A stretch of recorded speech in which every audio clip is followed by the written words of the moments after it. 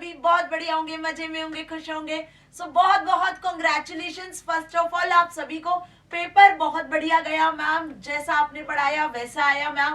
फोड़ के आ गए मैम पेपर, आपने कमेंट सेक्शन को भर दिया है और मैं इतनी खुश हूँ कि मैं बयां नहीं कर सकती हूँ कि भाई हमने जो मेहनत करी यहाँ पर टोटल 8 दिनों में, आखिर वो हमारी मेहनत रंग लाई है ना। तो अब आप सभी का रिजल्ट बहुत बढ़िया आने वाला है। अब सिर्फ उस दिन का इंतजार है जब आपका रिजल्ट आएगा। तो बहुत बहुत कॉन्ग्रेचुलेशंस कि फाइनली आपकी क्लास 10th के बोर्ड एग्जाम्स अब खत्म हो चुके हैं और अब आपकी बारी है सिर्फ मौज मस्ती करने की। फिर आप मूव करोगे क्लास 11th में, है ना। तो एक जो टेंशन था आपका वो खत्म हो गया है कि एग्जाम्स है, पढ़ना है, एग्जाम्स अब आपके खत्म हो गए। तो आज क्या डिस्कस करेंगे डियर स्टूडेंट्स? आज डिस्कस करेंगे क्लास 10th ITAI-CA के आंसर शीट्स को। आप जो अभी पेपर देकर आए हो आज एग्जाम पेपर्स को, आप क्यूरियस होंगे कि मैम कब हम देखेंगे, कब हमें पता चलेगा कि हमने जो अटेम्प्ट किया है सही किया है या नहीं किया है ना। तो बेसिकली देखो, आंसर शीट्स सॉल्यूशंस लेकर मैं आ चुकी हूँ आज के सेशन में, आपकी अपनी Barkha ma'am. So welcome back to you all,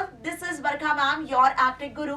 और स्टार्ट करती हूँ आज का सेशन, जो पढ़ाया वही आया, इसी टैगलाइन के साथ, है ना। क्योंकि ऑलमोस्ट स्टूडेंट्स कह रहे हैं कि मैम ऑलमोस्ट पेपर में जो क्वेश्चंस थे वो आपने जो पढ़ाया उसी से आए हैं, आपने जो समझाया उसी से आए हैं। तो लो भाई, इसकी एक झलक मैं आपको यहाँ दिखा देती हूँ। हाँ मैम, जैसा आपने पढ़ाया वैसा ही आया। मैम रियली आपने जो पढ़ाया वही आया।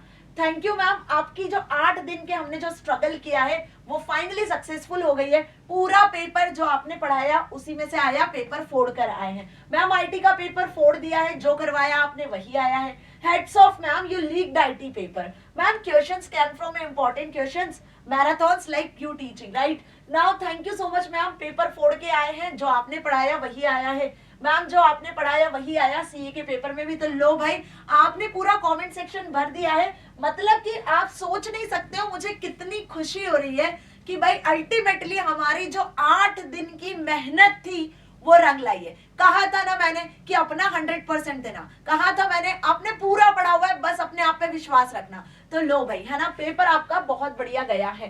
देखो अल्टीमेटली आप लोगों के जो कमेंट्स है ना, रियली मैं बता नहीं सकती हूँ कि मैं कितनी खुश हूँ, मैं कितनी एक्साइटेड हूँ और आप लोगों से मिलने के लिए एक्साइटेड थी। अब देखो हम वर्चुअली प्लेटफॉर्म पे हैं तो हम अल्टीमेटली ऐसे ही मिल सकते हैं, है ना जी, ऐसे ही एक दूसरे की खुशी को जाहिर कर सकते हैं। तो अब आपको ये चीज क्लियर हो गई है कि बेटा अब आपका 10th का ITAI-CA का पेपर तो बहुत बढ़िया गया है ना। तो अब आपके जो पेपर, पिछले पेपर कुछ बिगड़े थे, ऐसा लगता है कि आपको किसी पेपर में कम नंबर आए थे या कम मार्क्स आए थे, तो अब वो पेपर आपके इस पेपर से ओवरकम हो सकता है। किसी पेपर में गलती से यदि आप फेल भी हो जाते हो तो आपके मार्क्स रिप्लेस हो सकते हैं, तो आपके परसेंटेज पे कोई फर्क नहीं पड़ेगा, आपके परसेंटेज इंक्रीज हो जाएंगे, है ना। तो चलिए भाई शुरुआत करते हैं पहले पेपर के साथ, दैट इज इंफॉर्मेशन टेक्नोलॉजी, है ना। आईटी वाले बच्चे आ जाओ जरा, तूफान मचा के आ गए हो आज के पेपर में, है ना। आईटी के पेपर में, आईटी के मैदान में अपनी जीत का झंडा लहराकर आए हो। बहुत इजी पेपर आया था मैम, सारा पेपर करके आए हैं। चलो तो स्टार्ट कर लेते हैं पेपर डिस्कशन। फटाफट से आ जाओ, सेशन को ज्वाइन कर लो।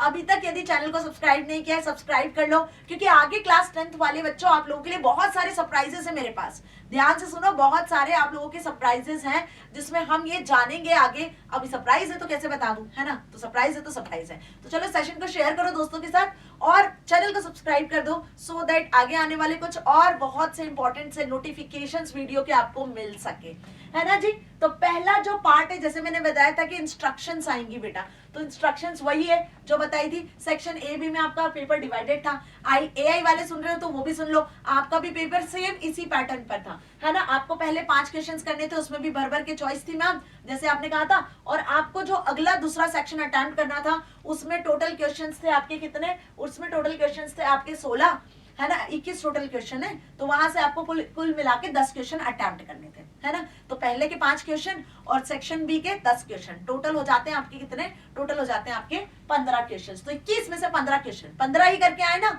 ज्यादा तो नहीं करके आ गए, ये भी ध्यान रखना। मार्क्स आपको सिर्फ 15 के ही मिलेंगे यदि ज्यादा भी करके आए होंगे, तो डोंट वरी, लेकिन जो सही करोगे उसके ही नंबर मिलेंगे। चलो सेक्शन ए पे आ जाते हैं, that is objective type questions. फटाफट से खुद को एनालाइज करना, और गलत भी होना आंसर तो कोई नहीं, है ना। एक आधी आंसर यदि ऊपर नीचे भी होता है तो भाई हम 48, 49, 50 तो लेकर ही आएंगे। पहले बता दे रही हूँ, पेपर सॉल्व करने के पहले डिमोटिवेट मत होना और एक और चीज ध्यान से सुनो कि यदि एक आधी आंसर ऊपर नीचे भी हो जाता है तो कोई मतलब नहीं है, कोई फर्क नहीं पड़ता है, आपके पूरे 48, 49, 50 मार्क्स तो आएंगे ही आएंगे, है ना। चलो भाई, तो पहला क्वेश्चन दिया हुआ है, answer any 4 out of 6 questions. जैसा कि मैंने बताया था, पहला आपको एम्प्लॉयबिलिटी स्किल्स में मिलेगा। क्या क्वेश्चन लिखा हुआ है, the school is organizing a career counselling workshop, which of the following will be the most effective method of communication to inform all students of the school। तो यहाँ पर स्कूल के स्टूडेंट्स को इन्फॉर्म करना है, वर्कशॉप होने वाली है। तो भाई आपके स्कूल में कुछ होता है तो कैसे इन्फॉर्म किया जाता है, कोई नोटिस देकर भी ना, कुछ नोटिस वगैरह निकाला जाता है बकायदा, या फिर व्हाट्सएप पे कोई मैसेज सेंड किया जाता है तभी पता चलता है। तो यहाँ पे स्कूल वाले कैसे इन्फॉर्म करेंगे, face to face informal communication के थ्रू, नोटिस पोस्टर के थ्रू, फोन कॉल के थ्रू, या मीट एवरीवन इन पर्सन। तो ऐसा तो नहीं होगा, यहाँ पे नोटिस या पोस्टर का वो यूज करेंगे जिससे कि लोगों को बताया जा सके, स्कूल में बच्चों को बताया जा सके कि करियर काउंसलिंग होने वाली है। तो क्या टिक करके आए हो, B, B is the correct answer. Now which of the following is more suitable term for the ability to regulate one's own emotions and help others to do the same.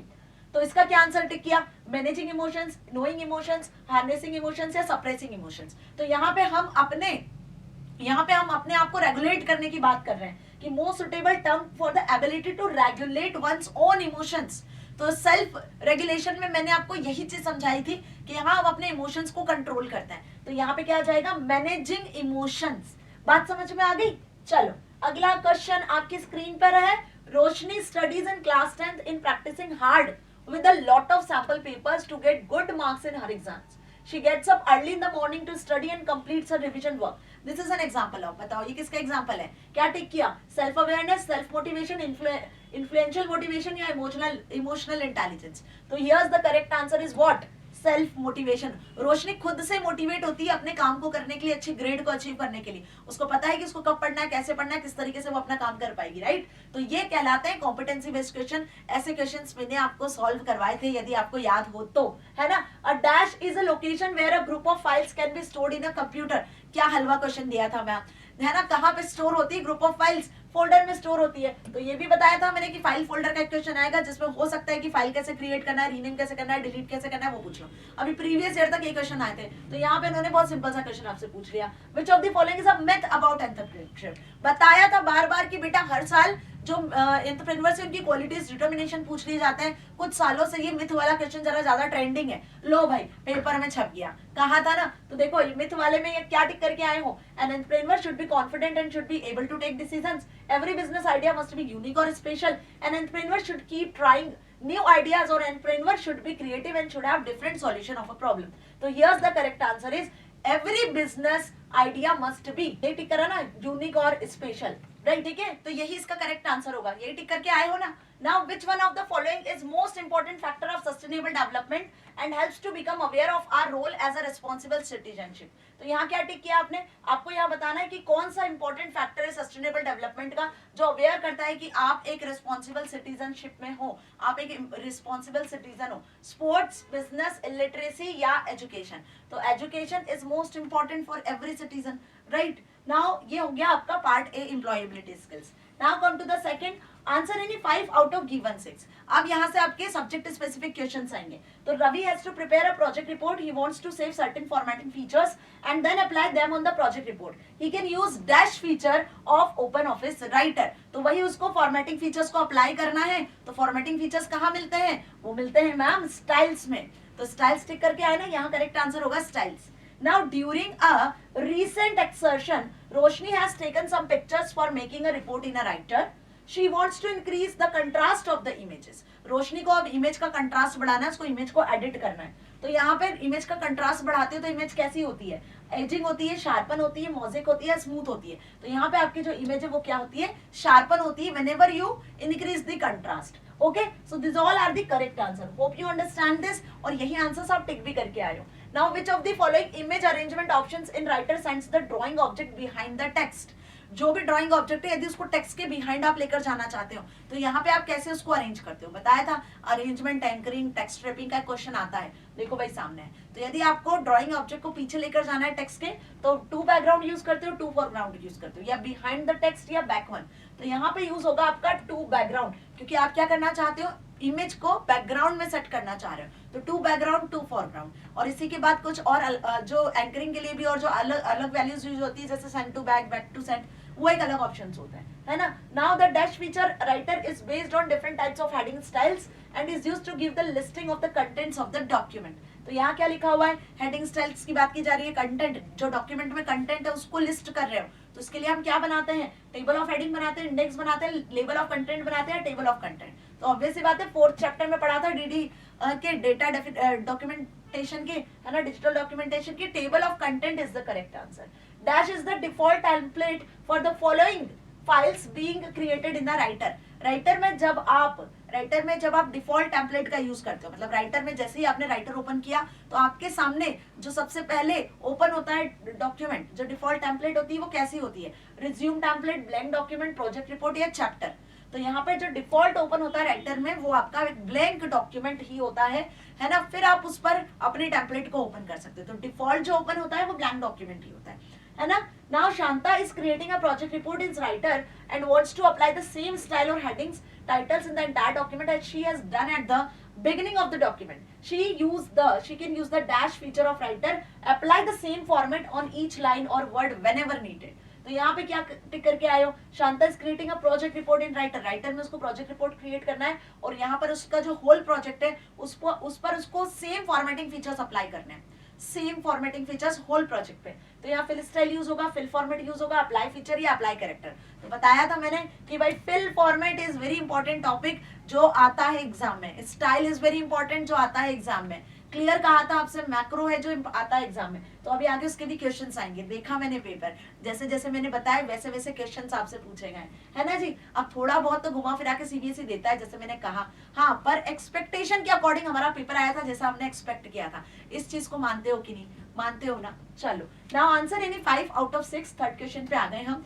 To add your own comments in Calc में यदि आपको अपने comments को add करना होता है तो आप यहाँ पे किस मेन्यू पे क्लिक करते हो. तो देखो स्टेप्स के क्वेश्चन जैसे मैंने कहे थे भर भर के नहीं पूछे गए बेटा, जैसा मैंने बताया था बहुत बेसिक क्वेश्चन आपसे स्टेप्स के पूछे जाएंगे. तो वही हुआ, जो मैंने कहा वही आया. बात समझ में आई. चलो बेटा, तो to add your own comments Calc में आप किसको कौन से मेन्यू पे क्लिक करते हो, डैश, ट्रैक चेंजेस और कमेंट. अभी कमेंट ऐड करने की बात की जा रही है तो ऑब्वियस सी बात है कि हम इंसर्ट में जाके ट्रैक चेंजेस में जाके कमेंट ऐड करते हो. वहीं आप देखो एडिट में भी आपको ऑप्शन मिलता है, एडिट में जाके भी आप कमेंट ऐड कर सकते हो. There is 2 options to add comments. तो आप कुछ बच्चे यहाँ पर एडिट भी क्लिक करके आए होंगे, कुछ बच्चे इंसर्ट भी क्लिक करके आए होंगे, है ना. अब जेन्युइनली देखा जाए तो यहाँ पे इंसर्ट होना चाहिए, बट अब यहाँ पे सीबीएसई आपका क्या आंसर करता है, इट डजंट मैटर, क्योंकि भाई दोनों ऑप्शंस यहाँ दिए हुए हैं. मेरी बात समझ में आ रही है. Now second question, to add a new sheet in spreadsheet click on the dash sign located at the left bottom of the spreadsheet. यदि स्प्रेडशीट में आपको नई शीट इंसर्ट करनी है तो स्प्रेडशीट के बॉटम में लेफ्ट साइड में आपको एक साइन दिखता है जिस पर क्लिक करते से एक नई शीट ओपन हो जाती है. वो कौन सा साइन होता है, स्टार, परसेंटेज, स्लैश या प्लस. तो नई शीट ऐड करने की बात कर रहे हैं ना, तो थोड़ा सा यदि कॉमन सेंस लगाओगे तो आपको समझ में आएगा, that is plus. Plus sign से नया आप शीट इंसर्ट कर सकते हो, नया आप डॉक्यूमेंट इंसर्ट कर सकते हो, प्रेजेंटेशन में नई स्लाइड या नई प्रेजेंटेशन इंसर्ट कर सकते हो. ये प्लस साइन आपको स्प्रेडशीट में भी देखने को मिलता है और आपको ये शीट्स में भी देखने को मिलता है. ठीक है. Now dash is a set of values that can be used within the calculation in spreadsheet to explore and compare various alternatives dependent on changing conditions. देखो जो कंडीशंस चेंज हो रही होती है उनके बेसिस पे आप कुछ आउटपुट गेन करने की कोशिश करते हो. ठीक है, आप कुछ वैल्यूज को कंपेयर करने की कोशिश करते हो. तो यहाँ पे किस टूल का यूज किया जाता है कैल्क में, सॉर्ट का, फिल्टर का, कमेंट का या व्हाट इफ सिनेरियो का. तो बेटा यहाँ करेक्ट आंसर होगा आपका व्हाट इफ सिनेरियो. मेरी बात समझ में आ गई. व्हाट इफ सिनेरियो मतलब कि वही सिनेरियो कहा था, सिनेरियो के बिना पेपर नहीं बनेगा. गोल 6, सॉल्वर, सिनेरियो सब टोटल आएंगे पेपर में. कही थी ये बात, मान गए हो. देखो वो आया है क्वेश्चन, एज इट इज आया, ये हमने पढ़ा था. सिनेरियो वाला तो क्वेश्चन भी हमने पढ़ा था. कुछ क्वेश्चंस तो बिल्कुल बेटा बिल्कुल बिल्कुल एज इट इज आए, कुछ थोड़े से घुमा फिरा के दिए हुए हैं बट वो भी इजी दिए हुए हैं. वो भी मैंने आपको बताया था कि ऐसे ही आएंगे और ऐसे ही आए हैं, है ना. चलो now the recorded macros are actually stored in. लो भाई मैक्रो का इतना इजी क्वेश्चन दे दिया कि जो रिकॉर्डेड मैक्रो है वो कहाँ स्टोर होता है. अ set of instruction in a programming language में होता है या फिर सीक्वेंस ऑफ डेटा सेल्स में होता है, डॉक्यूमेंट में होता है, लिस्ट ऑफ वैल्यूज में. तो सारे इनवैलिड ऑप्शंस है यहाँ पर. जो करेक्ट क्या है, प्रोग्रामिंग लैंग्वेज वाला, क्योंकि आपको अच्छे से पता है कि मैक्रो में हम क्या करते हैं, कोड करते हैं, फंक्शंस क्रिएट करते हैं. एक बार मैक्रो आपने क्रिएट कर लिया तो उसके बाद आप उसमें चेंजेस भी कर सकते हो, है ना. Now while creating a hyperlink in Calc, if the complete path along with the file name is given then it is example of. ये किसका एग्जांपल है, यहाँ पे बताना है आपको हाइपरलिंक, कहा था hyperlink, absolute hyperlink, relative hyperlink, आता है बेटा, आता है, अच्छे से पढ़ लेना, आया है बेटा, वैसा का वैसा ही क्वेश्चन आया है, ठीक है। तो यहाँ करेक्ट आंसर होगा आपका एब्सोल्यूट हाइपरलिंक, क्योंकि यहाँ पर आपसे कहा जा रहा है कंप्लीट पाथ। बार बार मैंने जब जब समझाया था, कहा था बेटा कंप्लीट पाथ की बात की जाएगी तो एब्सोल्यूट हाइपरलिंक ही होगी। और यही सेम वर्ड्स यदि आपने ध्यान से सुने होंगे तो आप बिल्कुल सही सही आंसर टिक करके आए होंगे। वैसे सही टिक करके आया हूँ, मुझे बिलीव है आप सभी पे, विश्वास है ना, क्योंकि हमने इतनी अच्छी पढ़ाई की थी, हमने एक भी ऐसा टॉपिक था जो नहीं छोड़ा था, मैंने आपको सब पढ़ा दिया था। मैंने आपको इन 8 दिनों में ना, मतलब ये मान के चलो कि जो फाइनल रिवीजन वाला दिन था, उस फाइनल रिवीजन वाले दिन तो भाई हमने पूरी बुक पढ़ ली थी कुछ 2 से 3 घंटों में। जो आप साल भर नहीं कर पाए वो हमने इन 8 दिनों में, वो हमने इस एक दिन में कर दिखाया। तो thank you to all of you students, आप लोगों का हार्डवर्क था, आप लोगों का डेडिकेशन था, तो मैं यहाँ थी और तो मैं आप सभी को समझा रही थी। मतलब मेरा तो 100% टू 100% था ही, बट आप लोगों ने भी उतनी ही पढ़ाई करी, उतना ही मुझे सपोर्ट किया, है ना जी। चलो बढ़ते हैं आगे। This tool in Calc allows you to create a group of cells automatically and apply common functions like sum, average on the grouped data. It is known as dash tool. तो इस tool को क्या कहोगे, जो कि data को group करता है और टोटल कैलकुलेट करने में हेल्प करता है। बेसिकली कॉमन फंक्शंस होते हैं जैसे कि लाइक, सम, एवरेज, इन सभी के लिए यूज किया जाता है, ठीक है। और ग्रुप्ड डेटा पे कैलकुलेट होता है, तो सम फंक्शन होता है, फंक्शन होता है, कॉमन होता है या सब टोटल। तो ग्रुप्ड डेटा पे जो टोटल कैलकुलेट करता है, ग्रुप डेटा पे जो आप फंक्शन अप्लाई कर सकते हो, तो वो कहलाता है मैम सब टोटल। तो सिनारियो और सब टोटल का क्वेश्चन तो आपकी आंखों के सामने आया हुआ है ना। चलो अब आगे फोर्थ वाले पे, answer in 5 out of 6 questions. Again आपको यहाँ पे 6 में से कोई 5 करने हैं। अभी कितने बच्चे हैं जो पूरे 6 अटेम्प्ट करके आए, जरा ये बताता हूँ, है ना। होते हैं बेटा, ऐसे बच्चे भी होते हैं जो कि ये सोचते हैं कि यार 6 लिख दो, कोई सा तो इसमें एक आधी गलत हो गया तो वो सही हो जाने वाला है। तो बेटा कोई गलत नहीं किया आपने, आप सही करके आए हो, बट इस चीज का ध्यान रखना कि इन 6 में से जो सही 5 होंगे ना, सीबीएसई 5 की सही के ही मार्क्स देगा। यदि आपने 6 सही लिखे होंगे ना तो आपको 6 नंबर नहीं मिलेंगे, इसका ध्यान रख लेना। 6 क्वेश्चन कर भी दिए तो कोई गलत नहीं किया आपने, बट एक चीज ध्यान रखना कि जो 6 में से 5 सही होंगे, सीबीएसई आपको उन्हीं 5 का आंसर करेगा। यदि आपने पूरे 6 सही लिखे हैं तो आप ये सोच रहे हो कि आपको 6 नंबर मिल जाएंगे, तो बेटा ऐसा नहीं होगा, है ना। चलो नाउ देखिए पहला question, dash is the database software that is used to create, manipulate and manage data. मैंने क्या कहा था, डेटाबेस मैनेजमेंट सॉफ्टवेयर के कुछ जो सॉफ्टवेयर है उनके नाम याद कर लेना डीबीएमएस के। वो क्वेश्चन आपके सामने दिया हुआ है, देखो, इनग्रेस, पेंट, राइटर, विंडोज। तो विंडोज तो ऑपरेटिंग सिस्टम होता है, राइटर डॉक्यूमेंटेशन सॉफ्टवेयर होता है, पेन ब्रश तो पेंटिंग सॉफ्टवेयर होता है ना। तो इनग्रेस क्या होता है, एक एसक्यूएल, एक डीबीएमएस सॉफ्टवेयर होता है। Now dash process, the process of arranging data in ascending and descending order is known as. देखो भाई कितना इजी क्वेश्चन पूछ लिया, एज इट इज बताया था मैंने कि वो प्रोसेस जिसमें आप डेटा को असेंडिंग या डिसेंडिंग ऑर्डर में अरेंज करते हो उसे क्या कहते हैं। कैल्क में हमने क्वेश्चन पढ़ा था, हमने ये क्वेश्चन डीबीएमएस में पढ़ा था, डीबीएमएस में पढ़ाया था मैंने कि सॉर्टिंग भी आप कर सकते हो डेटा की। यस, तो here's the correct answer is sorting. जब आप A to Z या Z to Z ऑर्डर में डेटा को सॉर्ट करते हो, टेबल की वैल्यूज को सॉर्ट करते हो 0 to 9, 9 to 0 में, तो वो सॉर्टिंग कहलाता है ना।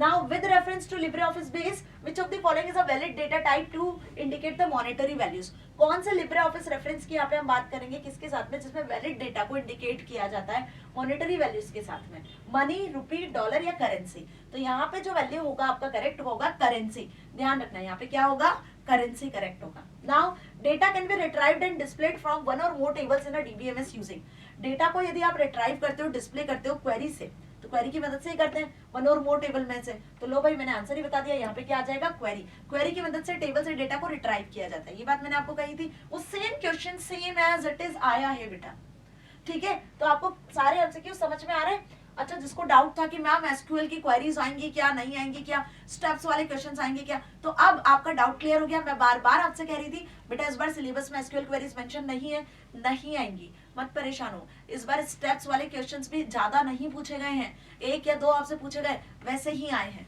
ठीक है। देखो, व्हाइल डिजाइनिंग फॉर्म, जब आप फॉर्म डिजाइन करते हो तो it is suggested to get the data input by adding dash to the data field, date field to prevent entering invalid dates. ठीक है, क्वेश्चन आपसे क्या पूछ रहा है समझ में आ रहा है। जब आप कोई फॉर्म डिजाइन कर रहे होते हो तो it is suggested to get the input data by adding the dash to the date field. Date field में आप क्या ऐड करोगे, आपको क्या ऐड करना चाहिए, तो बेसिकली यहाँ पे आपको बताना है जो कि इनवैलिड डेट से प्रिवेंट कर सकता है। मतलब कोई भी यूजर जब डेट एंटर करेगा तो कोई इनवैलिड डेट एंटर ना करे। आप उसको कैसे प्रोटेक्ट कर सकते हो, तो उसके लिए आप वहां पे कैलेंडर लगाओगे, या आप वहां पे टाइमर लगाओगे, या आप वहां पे टेक्स्ट इनपुट दोगे या नंबर इनपुट देंगे। तो ऑब्वियस सी बात है मैम, डेट गलत ना हो तो उसके लिए कैलेंडर ही लगाते हो। आप जो भी नॉर्मली फॉर्म फिल करते हो तो जब आपको डेट ऑफ बर्थ या डेट ऑफ ज्वाइनिंग या कोई भी डेट सिलेक्ट करनी होती है तो वहां पास में एक कैलेंडर लगा होता है। यदि आपसे मैन्युअली एंटर करने में डेट गलत हो जाती है तो आप कैलेंडर से सिलेक्ट कर लेते हो, राइट। तो ये से हम फॉर्म में कैलेंडर भी इंसर्ट कर सकते हैं। Now, while designing a form, titles, headings and subheadings may be added using dash tool available on the form controls toolbox. Form control के टूल बॉक्स में यदि आपको हेडिंग सब हेडिंग को ऐड करना है, फॉर्म का टाइटल वगैरह सब चीजें सेट करनी है, तो उसके लिए आप टेक्स्ट बॉक्स का यूज करते हो, टेक्स्ट बॉक्स टूल का, लेबल टूल का यूज करते हो, टाइटल टूल का यूज करते हो, या हेडिंग टूल का। तो यहाँ पे आता है correct answer, that is label tool. Label tool की मदद से हम एक टेक्स्ट बॉक्स को, हर एक चीज को लेबल कर सकते हैं, उसको हाईलाइट कर सकते हैं, उसको बता सकते हैं, उसका टाइटल आप सेट कर सकते हो, right. Now answer 5 out of 6। आखिरी एमसीक्यूज वाले क्वेश्चन पर हम आ चुके हैं। Now dash is a state of physical, mental and social wellbeing. Physical, mental और सोशल वेलबींग के स्टेट को क्या कहते हैं, ये अब आखिरी यूनिट से आपसे क्वेश्चन लिया गया है, मैनेजिंग हेल्थ एंड सेफ्टी। तो एक चीज और, जो बच्चे परेशान हो रहे थे ये सोच कि लेन वेन आएगा कि नहीं, इंटरनेट आएगा कि नहीं, एक्सेसिबिलिटी वाले चैप्टर आएंगे कि नहीं, तो बेटा जैसे मैंने कहा था कि वो हटा दिए सीबीएसई ने इस बार, तो कोई क्वेश्चन आपका उससे नहीं पूछा गया है ना। तो यहाँ पे आ जाएगा करेक्ट आंसर क्या, हेल्थ। अगर हेल्थ है तो सारी चीजें, हेल्थ नहीं है सही तो कुछ भी नहीं है। तो health is a state of physical, mental and social wellbeing, right. Which one of the following is a class B ignition material. मतलब इग्निशन मटेरियल का जो बेसिकली बात करें तो वो किस वजह से होते हैं, किस क्लास में रखे जाते हैं ignition material, paper, electrical equipment, gas या पोटाशियम। तो यहाँ पे करेक्ट आंसर होगा गैस ना, गैस से ही कुछ चीजें इग्निट होती है, बात समझ में आई, हीटअप होती है। Now the dash has prepared the policy of provide employees with the healthy and safe work environment. Employees को हेल्दी और सेफ वर्क इन्वायरमेंट कौन सी पॉलिसी है जो यहाँ पर प्रोवाइड करती है। जब भी कोई एम्प्लॉय कंपनी या ऑर्गेनाइजेशन ज्वाइन करता है तो उसे गोइट प्रॉपर्टी दी जाती है। डूई जो है प्रॉपर्टी के थ्रू वो अपनी पॉलिसीज के थ्रू बेसिकली अपने आप को प्रिवेंट और सेफ रख सकता है, या टू इट या सो इट। तो यहाँ पे करेक्ट आंसर होगा बेटा डू इट, ठीक है। जो भी टर्म्स कंडीशंस है वो यहाँ पर बताई जाती है, ये जो बेसिकली पॉलिसी है ये प्रिपेयर की जाती है, okay. Now RSI stands for, RSI का क्या फुल फॉर्म है, recurring syndrome injury, recessive stress injury, repetition symptom injury या रिपीटेटिव स्ट्रेन इंजरी। तो इनको पढ़कर ही आपको समझ में आ गया होगा कि क्या करेक्ट होना चाहिए। ऑब्वियसली बात है कि डी, रिपीटेटिव स्ट्रेन जो इंजरीज होती है उसको आरएसआई कहते हैं। तो यहाँ अभी तक जितने क्वेश्चन हमने देखे वो सब किससे रिलेटेड है, लास्ट वाली यूनिट से। तो यहाँ पे जो 5th क्वेश्चन है उसमें जितने 5 क्वेश्चन आप देख रहे हो सीबीएसई ने इस बार ना 5 क्वेश्चन आपके लास्ट यूनिट से दे दिए हैं, ठीक है। चलो अब बात करें, dash is the science that deals with designing and arranging the things at workplace so that the people can use easily and safely. तो यहाँ पे किसका यूज होता है, यहाँ पर ताकि लोग जो भी बेसिकली वर्कप्लेस पे थिंग्स यूज कर रहे होते हैं उसको प्रॉपरली यूज कर सके। इसमें आपका कंप्यूटर्स आ सकता है, कुछ भी आ सकते हैं। तो इस फील्ड को क्या कहते हैं, उसको क्या कहते हो आप, इस साइंस को हेल्थ साइंस कहते हो, फिक्सचर साइंस कहते हो, एर्गोनॉमिक्स कहते हो या वर्क साइंस कहते हो। तो ये मैंने आपको बताया था, इसको हम क्या कहते हैं, एर्गोनॉमिक्स कहते हैं। एक एमसीक्यू मैंने एर्गोनॉमिक्स वाला आपको सॉल्व करवाया था यदि आपको याद हो तो, है ना। वहां पे ऊपर एर्गोनॉमिक्स था, नीचे ऑप्शंस थे। यहाँ पे ऊपर ऑप्शंस दे दिए आपको, एर्गोनॉमिक्स का डेफिनेशन दे दिया, नीचे एर्गोनॉमिक्स पूछ लिया, बस क्वेश्चन को बदल दिया। इतना समझ में आया, बाकी क्वेश्चन वही आया है, कुछ बाहर से नहीं आया, जितना मैंने जो पढ़ाया उसमें से ही आया है ना। विच one of the following is wrong safety guideline. अब मैंने कहा था कि सेफ्टी गाइडलाइंस को ध्यान से पढ़ के जाना, तो आपको सेफ्टी गाइडलाइंस दी हुई इनमें से गलत कौन सी है वो बताना है। तो store all chemicals in tightly closed container, ये तो सही है ma'am. Never distract the attention of people who are working near fire with some machinery tools, तो ये भी सही है कि उनको डिस्ट्रैक्ट नहीं करना होता है, उन पे अटेंशन बने रहना चाहिए, है ना। Wear loose clothing and jewellery while working with machines, जब आप मशीन्स पे काम कर रहे होते हो तो आपको ज्वेलरी या क्लॉथ जो शूज वगैरह होते हैं वो वियर नहीं करने होते या लूज पहनने होते हैं, ये गलत है ना, ये वाली चीज गलत है। तो कौन सा आंसर सही हो रहा है आपका, सी वाला। लास्ट दिया हुआ make sure all areas have proper lighting, तो ये तो सही है। आई बात समझ में आ गई। तो ये हमने पूरा 5वां क्वेश्चन भी यहाँ कंप्लीट कर लिया है। अब जरा जल्दी जल्दी बता दो कि सभी के आंसर क्यों सही गए हैं ना, कोई एक आदि नहीं भी गया तो बेटा पैनिक होने की बिल्कुल भी जरूरत नहीं है ना। बाकी आप पूरा पेपर तो सही करके आए हो ना, कोई इशू नहीं है। चलो आगे बढ़े, बस ये आपकी क्या है, ये आपके लिए मैंने यहाँ पे रखा है ताकि आप एक बार अपने आप को श्योर हो जाओ, आपको ये प्रूफ मिल सके कि हाँ भाई मैम, हाँ यस, जो हमने पढ़ाई करी 8 दिनों में इसीलिए हम पेपर फोड़ के आए हैं, है ना। चलो अब आ जाते हैं सब्जेक्टिव टाइप क्वेश्चन पर। बस एक बार मैं क्वेश्चंस रीड करूंगी, आंसर्स डिस्कस नहीं करूंगी। आई नो कि आप फोड़ कर आए हो पेपर को, आपको सब आता है। क्वेश्चंस देखो जो जो बताए क्या वो आए। देखो, briefly explain the meaning of 2 C's और 7 C's। 7 C's आपको पता था, क्लियर, कंसाइज, कंक्रीट, सब पढ़ाए थे मैंने, आराम से लिख कर आए हो। सुबह सुबह भी बताया था 7 C's के बारे में, बताया था कि नहीं? सुबह सुबह बोला था चिल्ला चिल्ला के बेटा 7 C's आता है, कल के सेशन में भी बताया था, है ना। What is stress management? लो भाई, सीधा सीधा क्वेश्चन आपको पूछ लिया, है ना। Now give 4 tips to keep computer perfect condition, ये भी बताया था मैंने, है ना। सुबह भी बताया था कि आता है, हार्डवेयर और सॉफ्टवेयर मेंटेनेंस से रिलेटेड क्वेश्चन है, कल भी समझाया था, है ना। Now mention any 4 main functions of entrepreneur, आराम से लिख कर आए होंगे, आराम से, आई नो कि आप लिख कर आए होंगे।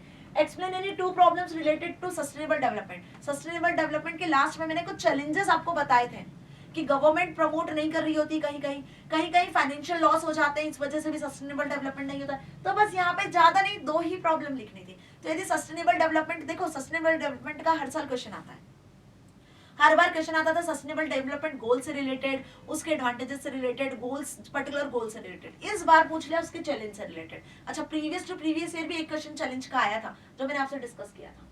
अब यदि मैं 4th वाले पर्टिकुलर बात करूं तो यहाँ पे आपको अब जो क्वेश्चंस मिलेंगे वो सेक्शन बी के मिलेंगे, मतलब कि आपकी बुक के भी पार्ट बी के मिलेंगे, जिसमें आपको बताना है वेरियस स्टाइल कैटेगरीज। लो भाई, paragraph style, page style, list style लिख कर आए हो ना, आराम से लिख कर आए होंगे। इसमें आपको फ्रेम स्टाइल को ब्रीफ में लिखना था, बाकी नाम सबके लिखने थे, है ना। चलो, what is macro? Simple question, सीधा क्वेश्चन आ गया। और आपसे क्या पूछा है? Given it 2 rules that should be followed while naming a macro module in a Calc. Calc में जब आप मैक्रो को नेम देते हो तो उसके क्या 2 रूल्स होते हैं?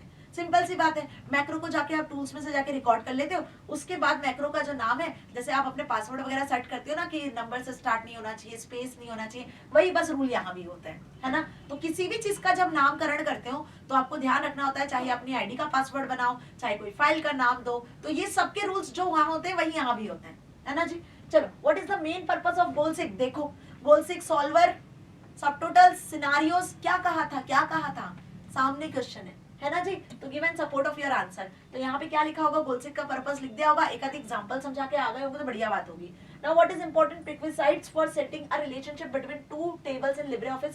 Mention any 2। तो यहाँ देखो, इस क्वेश्चन को यदि आप देख रहे हो तो मैंने कहा था कि रिलेशनशिप वाला क्वेश्चन आता है, तो यहाँ पे ये जो क्वेश्चन लिया हुआ है ना रिलेशनशिप वाला, थोड़ा सा आपको घुमा दिया, बट घूमना नहीं था, क्योंकि क्वेश्चन में आखिरी में वही सारी बात की कि मेंशन एनी 2। तो अल्टीमेटली आपसे रिलेशनशिप पूछ रहे हैं, 2 टाइप पूछ रहे हैं, ठीक है।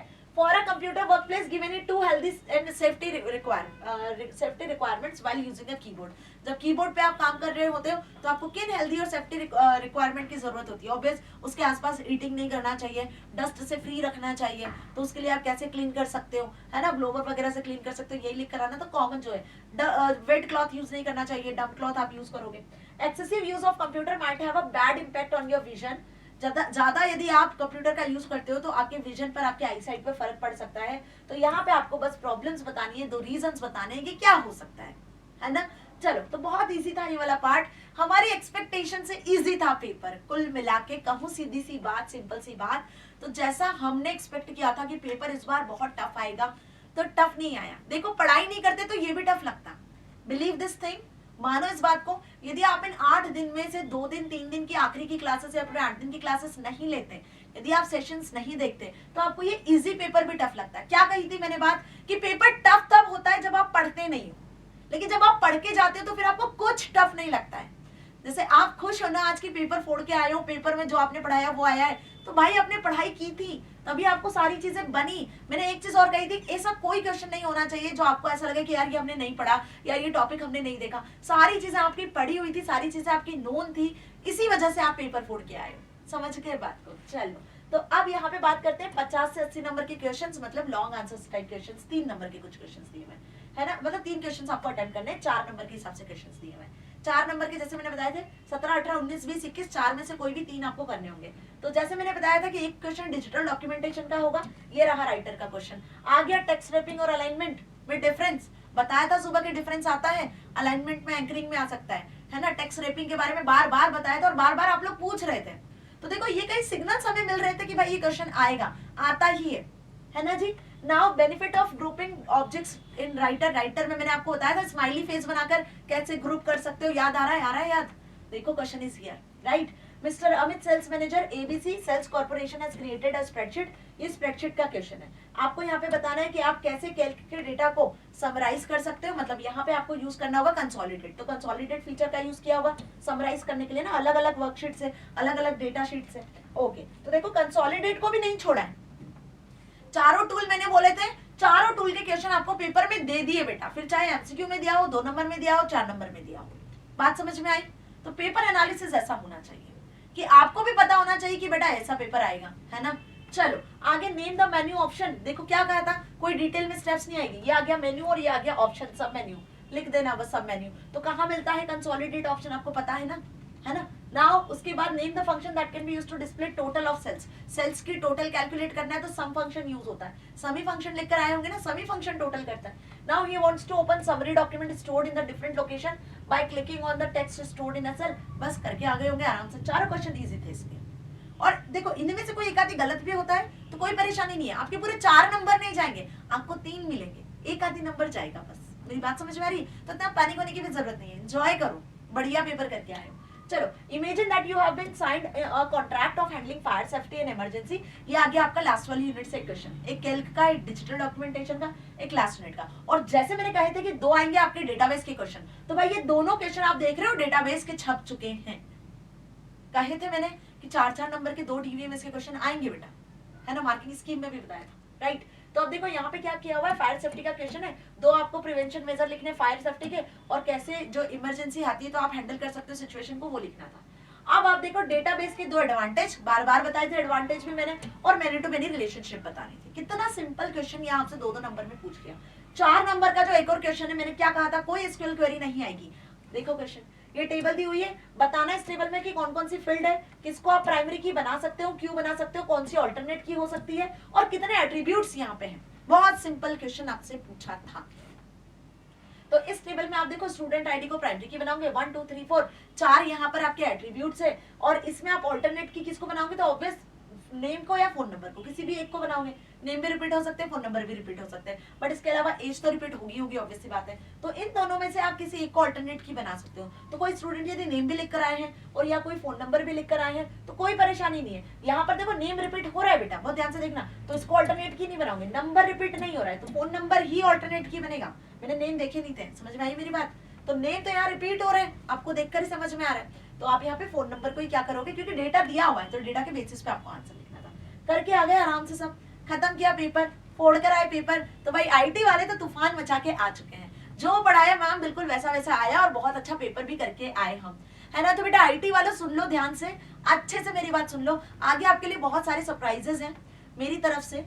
कब रिजल्ट आएगा, कैसे रिजल्ट आएगा, बोर्ड क्या कर रहा है, कॉपी कैसे चेक हो रही है, मैम 11th में क्या लेना चाहिए, कौन सी स्ट्रीम सिलेक्ट करना चाहिए, बड़ी परेशानी। अब से आपके दिमाग में ये टेंशन शुरू हो गई होगी कि आखिर आपको 10th के बाद कौन सा सब्जेक्ट सिलेक्ट करना चाहिए, कौन सा नहीं सिलेक्ट करना चाहिए, किसमें ज्यादा स्कोप है, किसमें ज्यादा स्कोप नहीं। तो बस ऐसे ही वीडियोस अब मैं आपके लिए लेकर आने वाली हूँ। जो बच्चे 11th में आईपीसीएस लेंगे तो उनके वीडियो लेक्चर्स ऑलरेडी अवेलेबल है। 11th के आईपी के सीएस के लेक्चर्स ऑलरेडी चैनल पे अवेलेबल है। तो यदि आपने सोच लिया है तो आप वो एक्सेस कर सकते हो, ठीक है। चलो, और कोई पेमेंट नहीं लगना है बेटा, कोई पेमेंट नहीं लगना है। 10th में आपको प्रूफ मिल ही चुका है।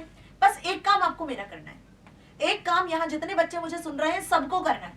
हमेशा मुझे याद रखो या ना रखो कोई मतलब नहीं है, मुझे याद रखो या ना रखो कोई मतलब नहीं है, इस पेपर को याद रखो या ना रखो इससे भी कोई मतलब नहीं है। बस इतना याद रखना कि हमने 8 दिन पढ़ाई की थी और उस 8 दिन की मेहनत पे आप पेपर को फोड़ कर आए थे। अपने जूनियर्स को जरूर बताते जाना कि हमने बरखा मैम से पढ़ा था, 8 दिन की मेहनत में हम पेपर फोड़ कर आए थे। ये बात बस मेरी ध्यान रखना, हमेशा अपने जूनियर्स को मोटिवेट करना, this is the big fact. Clear?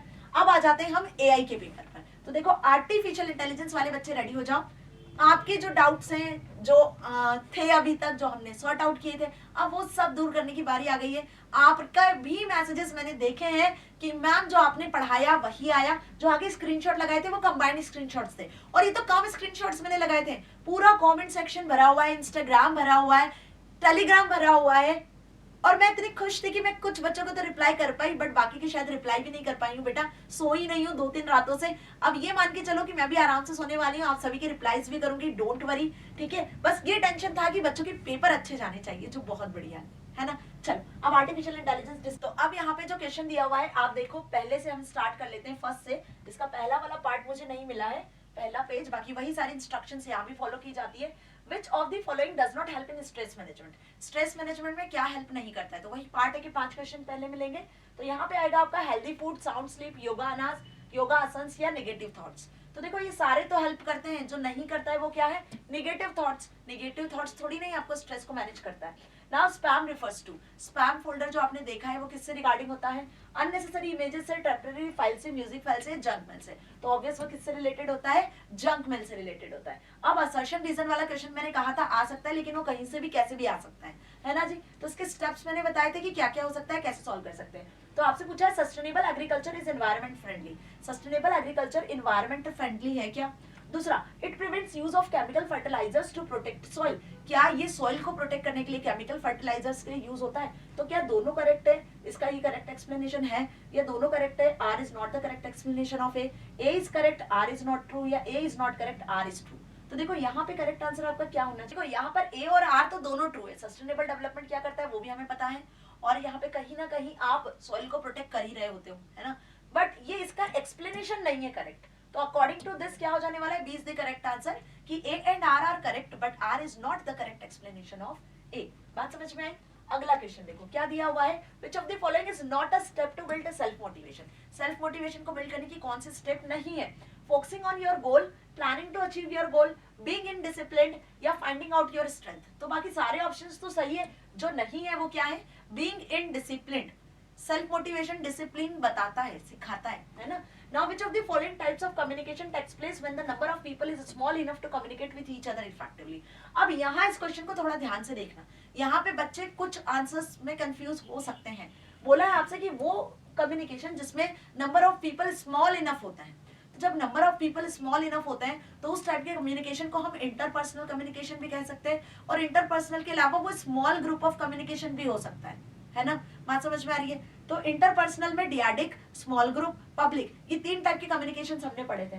तो यहाँ पे इंटरपर्सनल कम्युनिकेशन आएगा, पब्लिक कम्युनिकेशन आएगा, इंट्रापर्सनल कम्युनिकेशन आएगा, या स्मॉल ग्रुप आएगा। तो यहाँ क्या करेक्ट आंसर आप टिक करके आए हो ये मुझे बताओ। बेटा यहाँ करेक्ट आंसर होगा आपका इंटरपर्सनल कम्युनिकेशन, क्योंकि इसी में वो तीनों ऑप्शंस आपके आते हैं। इंट्रापर्सनल की यदि बात करते हैं तो इंट्रापर्सनल में तो एक सिंगल पर्सन खुद से जब बात कर रहा होता है तो वो इंट्रापर्सनल होता है, लेकिन यहाँ पे देखो स्मॉल ग्रुप कम्युनिकेशन भी आप टिक करके आ सकते हो, इंटरपर्सनल भी टिक करके आ सकते हो, ये दोनों ही एक ही दूसरे के ही तो टाइप्स हैं, राइट। तो यहाँ पे दोनों ऑप्शन अकॉर्डिंग टू मी क्या होने चाहिए, करेक्ट होने चाहिए। अब बाकी सीबीएसई की इच्छा की उनके आंसर शीट में क्या डिफाइन किया गया है। ओके, ऐसा क्वेश्चन हमने किसमें देखा था, ऐसा क्वेश्चन हमने आईटी में भी देखा था कि एडिट और इंसर्ट दोनों तरीके से आप कॉमेंट को इंसर्ट कर सकते हो, है ना। तो अब दोनों ही करेक्ट आंसर है, तो वही बात यहाँ भी आ रही है। Clear?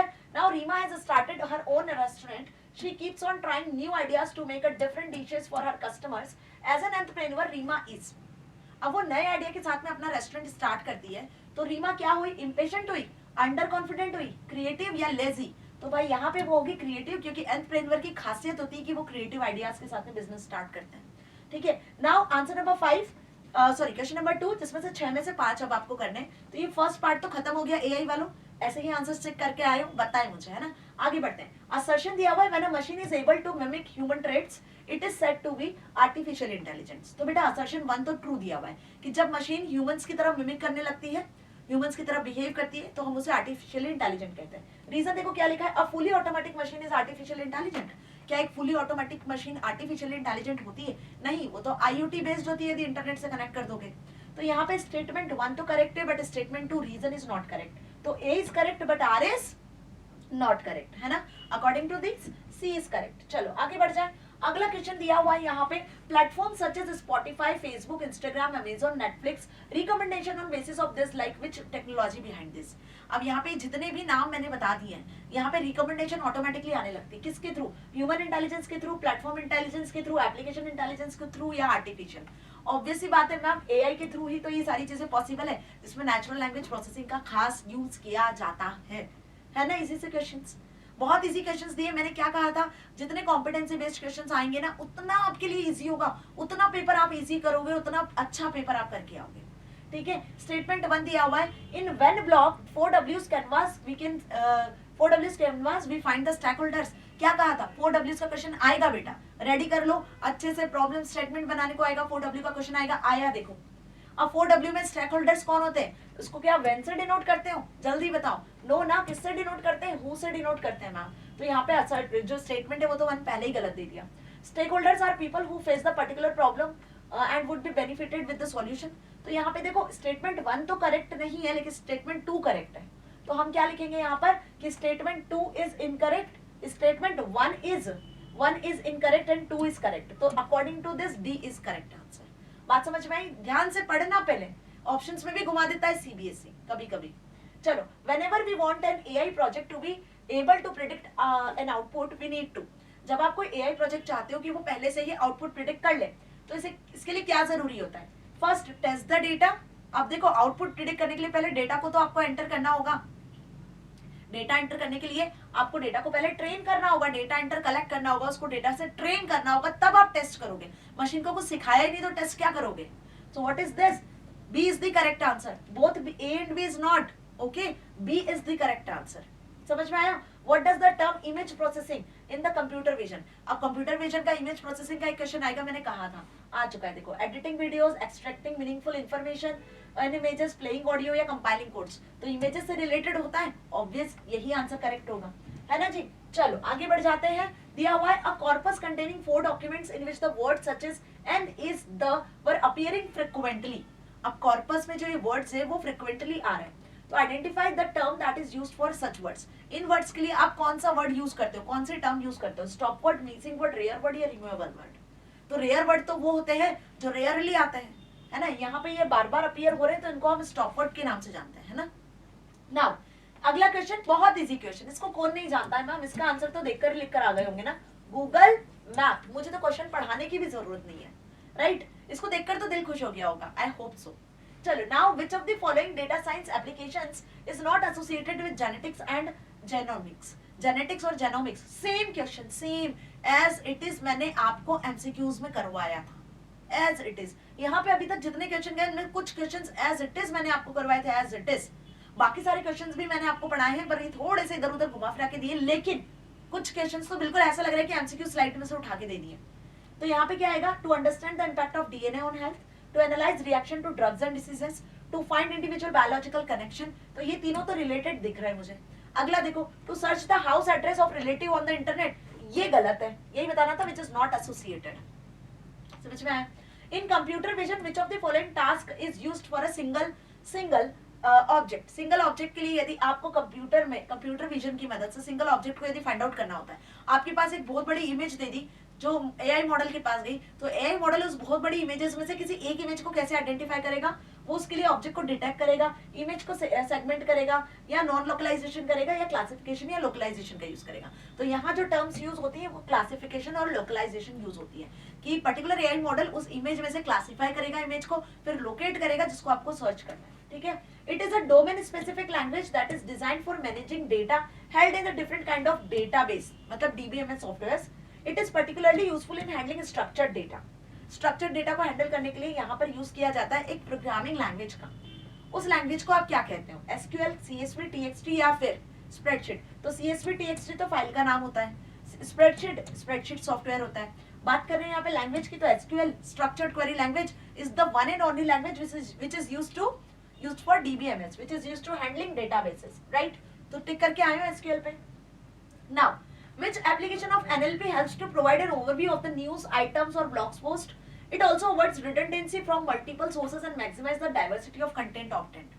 ये किसका एग्जांपल है? जो यहाँ पे एप्लीकेशन दी हुई है एनएलपी की, किसका एग्जांपल है?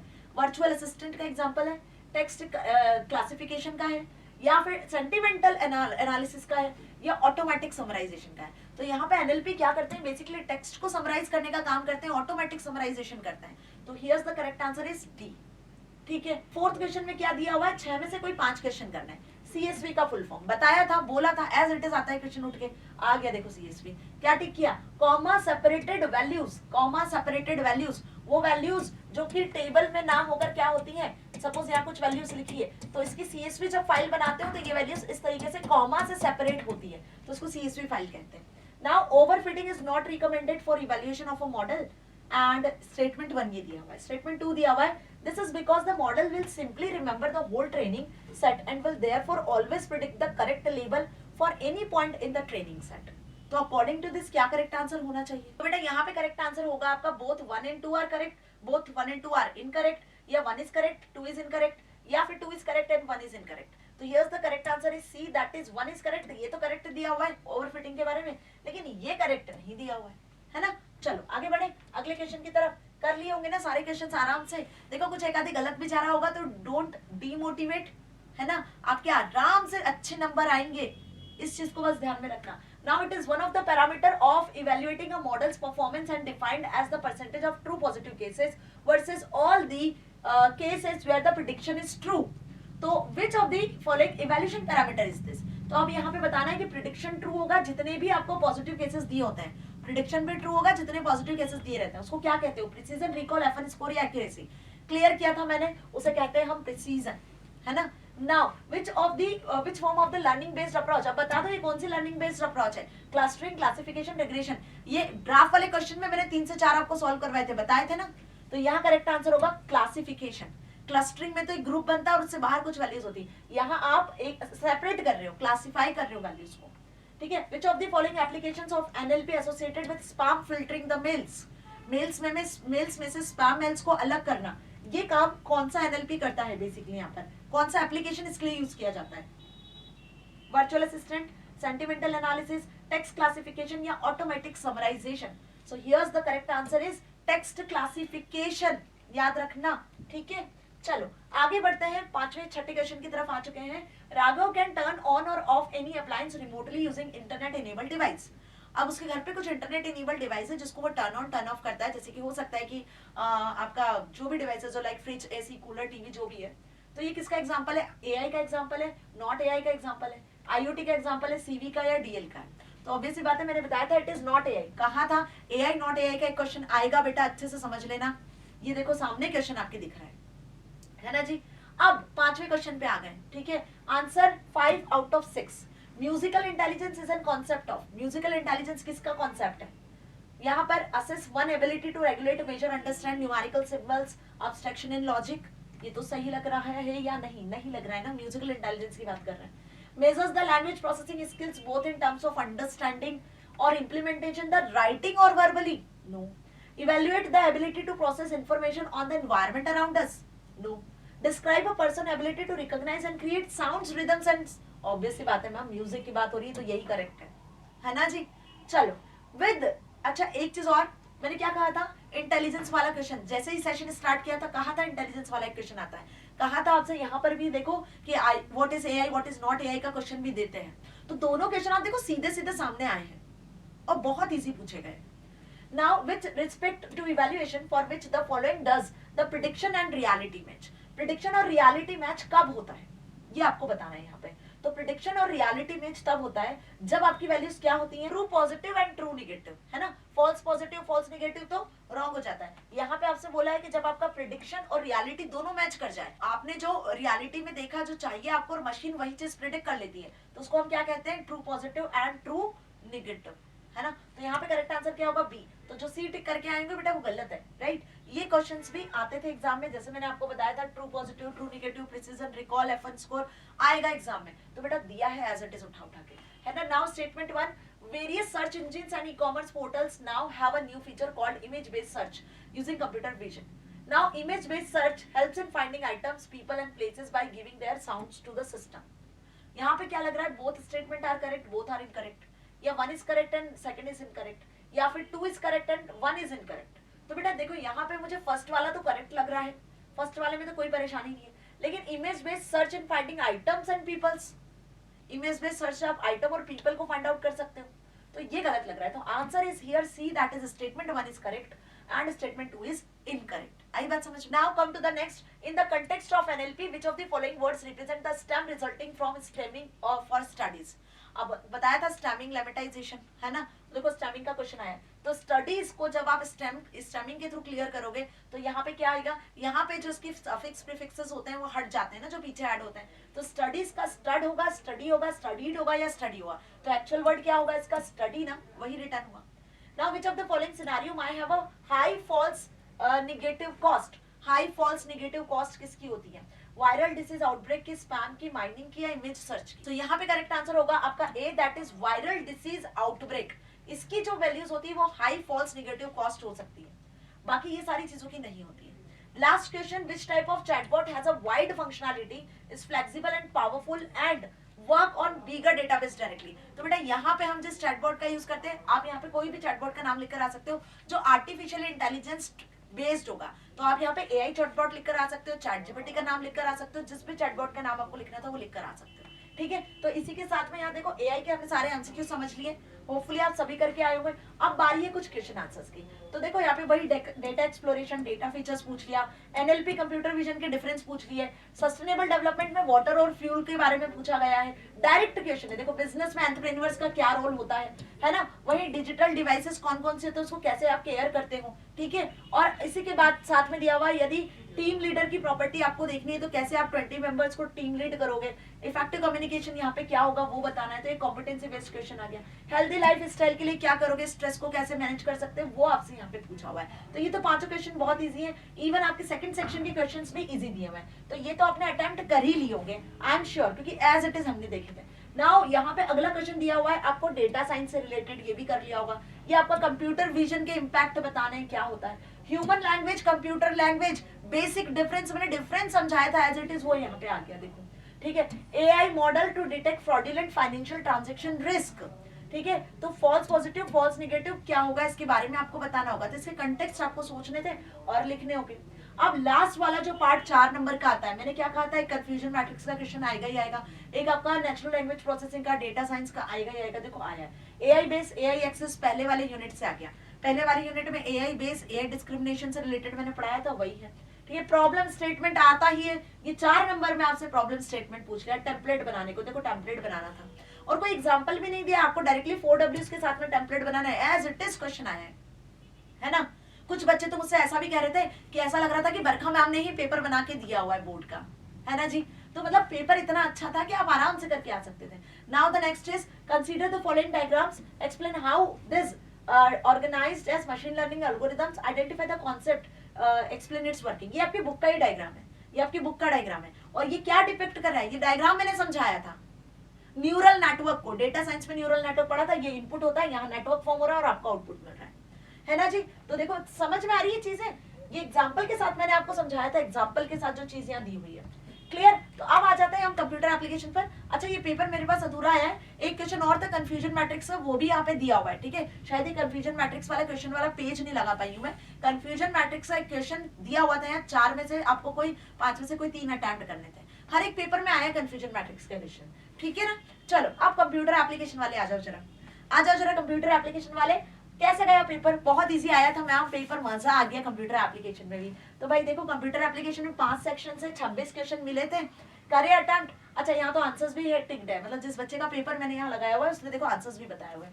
चलो वन बाय वन डिस्कस कर ले। Arjun is sending an email to his office, which protocol, email send करने के लिए कौन सा प्रोटोकॉल होता है बेटा, which protocol out of the following option is used. तो ध्यान रखना ईमेल सेंड करने के लिए जो प्रोटोकॉल होता है वो SMTP होता है, simple mail transfer protocol. SCP तो सिक्योर कॉपी प्रोटोकॉल होता है, जो कि क्या करता है, सिक्योरली आपकी जो फाइल है उसको ट्रांसफर करता है, उसकी सिक्योर कॉपी क्रिएट करता है, ठीक है। अगला question, which of the following is not a E reservation portal, इनमें से कौन सा ई रिजर्वेशन पोर्टल कौन सा है। तो Amazon.com सामने से पता है मैम कि Amazon.com क्या होता है, एक ऑनलाइन शॉपिंग पोर्टल होता है। तो एक आधी क्वेश्चन गलत भी हो रहा है तो इससे कोई फर्क नहीं पड़ता है बेटा, बट मैंने आपसे क्लियर कहा था, बार बार कहा था, आपको मैंने प्रोटोकॉल्स बता दिए थे, इवन बार बार भी बताया था कि इतने ही प्रोटोकॉल्स आते हैं बेटा, इन्हीं के बारे में पढ़ना है, यही याद करना है, इनके अलावा कोई चौथा पांचवा प्रोटोकॉल आता ही नहीं है पेपर में कभी, है ना। तो फिर भी बच्चे कंफ्यूज हो जाते हैं, कोई बात नहीं, ठीक है। Which of the following attributes not a valid attribute of the font type, क्या कहा था, फॉन्ट का फेस एट्रीब्यूट याद रखना। देखो क्वेश्चन आया कौन सा वैलिड नहीं है, तो फेस, साइज, कलर 3 होते हैं, टाइप नहीं होता है फॉन्ट में, कहा था ना। What is the full form of FTP, लो भाई फाइल ट्रांसफर प्रोटोकॉल, ये तो बच्चों जैसा क्वेश्चन दे दिया है ना जी, आई बात समझ में। चलो which of the following attributes is not a valid attribute of body tag, body tag का कौन सा वैलिड एट्रीब्यूट नहीं है। तो बॉडी टैग में देखो बैकग्राउंड होता है, बीजी कलर होता है, टेक्स्ट होता है, विड्थ नाम का कोई एट्रीब्यूट बॉडी टैग में नहीं होता है ना। बैकग्राउंड से इमेज सेट करते हो, बीजी कलर से कलर बदलते हो, पता है ना, टेक्स्ट से टेक्स्ट का कलर बदलते हो, तो यहाँ करेक्ट आंसर होगा आपका विड्थ। क्या होगा? विड्थ। आई बात समझ में? Which answer is correct here? Width is the correct here. Now select the correct option to fill in the blank. Fill in the blank में अब आपको सही आंसर फिल करना है। A dash is an online platform और website where individuals और business regularly publish articles और journals known as post on various topics. भाई क्या कहते हैं उसको? ब्लॉग, ब्राउजर, न्यूज ग्रुप और वेब सर्वर। एक ऑनलाइन प्लेटफॉर्म की बात की जा रही है और वो भी वेबसाइट है। तो मेरे साथ कितने सारे ब्लॉगर्स जुड़े थे उस दिन। तो भाई इसका आंसर होगा व्हाट? This is blog. आई बात समझ में? Now the default value of the type attribute of unordered list. Unordered list का जो टाइप एट्रीब्यूट होता है उसकी डिफॉल्ट वैल्यू क्या होती है? बार बार कहा था कि डिफॉल्ट वैल्यू होती है आपकी डिस्क, जिसको बुलेट कहते हो। तो ये बिल्कुल सही है कि डिस्क आप टिक करके आए। ठीक है। Which of the following is not a search engine. कौन सा सर्च इंजन नहीं है? गूगल, दीक्षा, बिंग, याहू। बार बार ये चीज आपसे कही थी कि बच्चे गूगल में कंफ्यूज होते हैं। तो गूगल, बिंग, याहू ये तीनों तो सर्च इंजन है, but Diksha is not a search engine. Diksha is a application जो कि एक एजुकेशनल पोर्टल है। बात समझ में आई? Diksha is not a search engine. Which of the following options is a network protocol that enables secure and encrypted file transfer between a client and a server? Client और server के बीच में securely file को transfer करने के लिए, encrypted file को transfer करने के लिए कौन सा प्रोटोकॉल यहाँ यूज होता है? SFTP, टेलनेट या SCP या HTTP? देखो यदि बात करते हैं HTTPS की तो यहाँ पे वो करेक्ट होता है, बट क्योंकि HTTPS नहीं दिया हुआ है तो फाइल ट्रांसफर करने की बात की जा रही है सिक्योरली। FTP क्या करता है? फाइल ट्रांसफर करता है बट लेस सिक्योर होता है। फाइल ट्रांसफर यदि सिक्योरली करनी है तो SFTP होता है। इतने सिंपल क्वेश्चंस आपसे पूछे गए हैं जो हमने एज इट इज पढ़े हैं। Which of the following option will set the font family of all paragraphs? कहा था एक आपको कोड का क्वेश्चन आएगा, एक आपको आउटपुट पहचानने का क्वेश्चन आएगा, और फॉन्ट वाले तो बार बार प्रेशराइज होकर मैंने बताया था कि बेटा फॉन्ट के क्वेश्चन आएंगे आएंगे आएंगे, देखो है ना जी। तो which of the following options will set the font family of all paragraphs to Arial? तो यहाँ पे स्टाइल में आके पी में आके फॉन्ट फैमिली एरियल लिखना है और स्टाइल टैग को क्लोज करना है, या स्टाइल टैग में आके पी वाले में आपने फॉन्ट फैमिली एरियल इस तरीके से लिखना है, या स्टाइल टैग में पी में आके फॉन्ट फैमिली ना लिखकर फॉन्ट लिखकर एरियल इस तरीके से क्लोज करना है, या फिर स्टाइल टैग में आके पी लिखकर फॉन्ट टाइप एरियल लिखना है। तो यहाँ पे होता तो फॉन्ट फैमिली ही है। अब यदि आप यहाँ पे देख पाओगे, अब यदि यहाँ पर आप देख पाओगे तो आपको एक चीज समझ में आएगी, करेक्ट आंसर तो इन दोनों में से एक ही है कोई सा भी। अब इन दोनों आंसर्स में डिफरेंस क्या है कोई मुझे ये बता दो, डिफरेंस क्या है कोई मुझे ये बता दो जरा ध्यान से देखो। करेक्ट आंसर या तो ए है या तो बी है। आप क्या टिक करके आए हो बेटा जी? यहाँ करेक्ट आंसर होगा ए वाई, क्योंकि फॉन्ट फैमिली में डैश आता है बीच में, प्रॉपर्टी के नाम में स्पेस नहीं आता है। Font family, what is the correct answer? A is the correct answer. Understand this thing. Font family में हम क्या लिखते हैं? फॉन्ट का नाम लिखते हैं। नाउ क्वेश्चन नंबर 11 पे आ चुके हैं। अब 11 12 जैसे मैंने कहा था असर्शन बेस्ड क्वेश्चंस होते हैं, तो दिया हुआ है यहाँ पर आपको क्या कि FTP is networking protocol used for transferring files. तो भाई ये तो ट्रू है मैम, FTP नेटवर्क प्रोटोकॉल होता है जो फाइल को ट्रांसफर करता है। ऐसा लगता है कि पूरा पेपर FTP पे ही बना दिया CBSE ने इस बार। कंप्यूटर एप्लीकेशन का पूरा पेपर आप देख पा रहे हो FTP पे ही बना हुआ है। Now FTP is used when we want to view some data from a website. FTP का यूज करते हो, आपको डेटा देखना होता है वेबसाइट से तो नहीं ना। HTTP प्रोटोकॉल होता है वेबसाइट से डेटा को एक्सेस करने के लिए। तो यहाँ पे आपका फर्स्ट वाला तो ट्रू है बट रीजन इज फॉल्स, तो इसके लिए C is the correct answer. Okay. Now second देखो, SMS is acronym for smart message service. यही गलत हो गया मैम, ये तो होता है शॉर्ट मैसेज सर्विस, है ना। Now SMS is most common technology for delivering short, concise and important message quickly. हाँ ये ट्रू लिखा है, तो first is false and another is true. कितने इजी असर्शन बेस्ड क्वेश्चन दिए हैं ना, मतलब मैं क्या बताऊं, मेरा ही दिल पेपर को देखकर गार्डन गार्डन हो रहा है। तो आप लोग तो कितने खुश हुए होंगे जब आप पेपर दे रहे होंगे। मैं आपकी खुशी का अंदाजा लगा सकती हूँ सीए वालों, मैं आपकी खुशी का अंदाजा लगा सकती हूँ कि आप कितने खुश होंगे। आपके जो मैसेजेस हैं, आपकी जो इंस्टाग्राम के मैसेजेस हैं, टेलीग्राम के मैसेजेस हैं, जो कमेंट्स हैं, वो आपकी खुशी बयां कर रहे थे। और आप जितने खुश हो ना उतने ही खुश मैं भी थी कि आप लोगों का पेपर बहुत बहुत बढ़िया गया। हलवा सा पेपर आया था सीए का, तो मान के चलो। वैसे तो IT और AI का पेपर भी इजी था, बट यहाँ तो बिल्कुल ऐसा लग रहा था कि पेपर वाकई में पेपर बिल्कुल जैसे जैसे मैंने बताया वैसे वैसे क्वेश्चन छाप दिए हैं बस। चलो आगे बढ़े, सेक्शन बी की तरफ आ जाए। अब यहाँ कुछ क्वेश्चन आंसर्स है, तो डायरेक्ट क्वेश्चन पूछ लिए। डिजिटल प्रॉपर्टी, वही जो सुबह सुबह मैंने डिजिटल प्रॉपर्टी के बारे में बताया था, अच्छे से क्लियर किया था बेटा कि e shopping, e learning, e governance, e reservation, e groups, इनके प्रॉपर्टी, इनके फीचर्स पूछे जाते हैं, इनके एडवांटेज डिसएडवांटेज पूछे जाते हैं। देखो 2 कॉमनली यूज्ड ई शॉपिंग पोर्टल्स पूछ लिए, वही मतलब इनके एग्जांपल्स में वही आता है ना कि कौन सा यूज करते हो।